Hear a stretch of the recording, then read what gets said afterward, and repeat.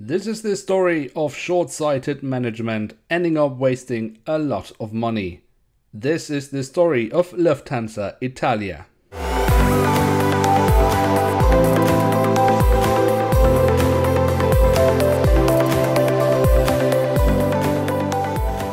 Hello and welcome to a new episode of Review. Today we will take a closer look at an Airbus A319-100 in the colors of Lufthansa Italia.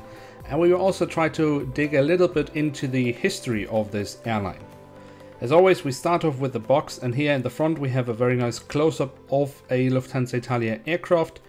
We also have the Lufthansa Italia branding on top of the box. Then on the back side we have a very nice rendition of a Lufthansa Italia aircraft. We do have the original dimensions and some additional information. So let's take a closer look at the model inside the box. And here she is, the Airbus A319-100 in the colors of Lufthansa Italia. Now, if you have never heard about this airline, don't worry. It was truly a very short chapter in aviation history, and not a very successful one at that. But let me give you a little bit more insight into this airline. Back in April 2008, Lufthansa announced plans to commence intra-European flights out of Milan Malpensa Airport using 6 Embraer ERJ-195 from its Italian subsidiary Air Dolomiti. Now this would have made a lot of sense, as the airport had been all but abandoned by Alitalia following a series of cutbacks, and Air Dolomiti is a known brand in Italy and knows the Italian market quite well. But before this operation could be started, Lufthansa had already changed its mind. So already in November 2008, Lufthansa announced the establishment of a new brand, Lufthansa Italia, that was to be operating out of Milan Malpensa instead of Air Dolomiti, with the larger Airbus A319. But already in July 2011, Lufthansa reported in a press release that it would stop all Lufthansa Italia operations by October 2011, as it had been proven too difficult to operate the Italian base operations economically. Now, so much for the history of this airline. Now let's take a closer look at the aircraft model itself. And as always, we start off with the tail section of the aircraft, and here we can see on the vertical stabilizer we have the Lufthansa branding. On top of that we have the last 2 letters of the registration code.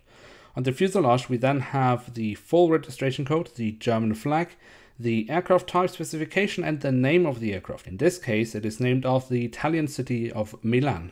If we then move from the back of the aircraft all the way to the front of the aircraft, we can see along the fuselage the writing of Lufthansa Italia. We then also have the Lufthansa branding just under the cockpit window, and right next to that we have the Star Alliance logo, as Lufthansa Italia was a subsidiary of Lufthansa and therefore was an associate member of Star Alliance. Very decently detailed are of course also the cockpit windows themselves, where you can see the window wipers, and decently detailed are also the engine nacelles.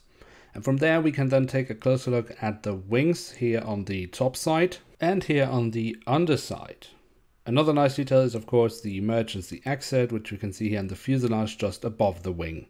And then last but not least, we do also have the doors to the cargo compartment, as we can see here in the back side and here in the front side.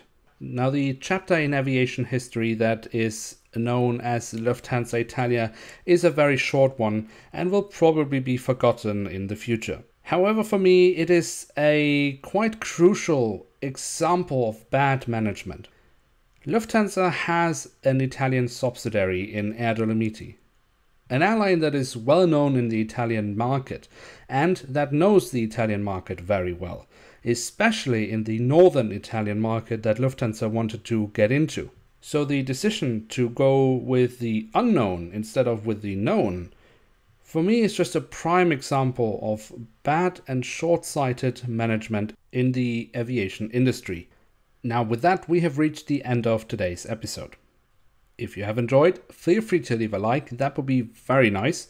Or if you're new around here, why not hit subscribe? That would be absolutely awesome. But just before we end, a quick announcement. For those of you who are following me on Instagram, you will probably already know what I will be mentioning now.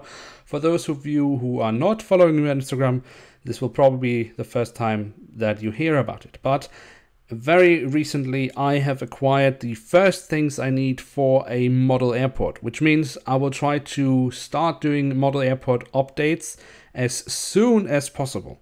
My ultimate goal is that I will build my own terminal buildings, so custom made terminal buildings. It's a try. I will probably fail a few times, but I will give it a go and see what I can make. Ultimately, the goal is of course to have regular model airport updates for you people who have been requesting this for quite some time. So I'm very happy to announce that we will start with that very soon. Now with that, I would like to say thank you very much for watching. Hope to see you soon again. I'm checking out, and bye.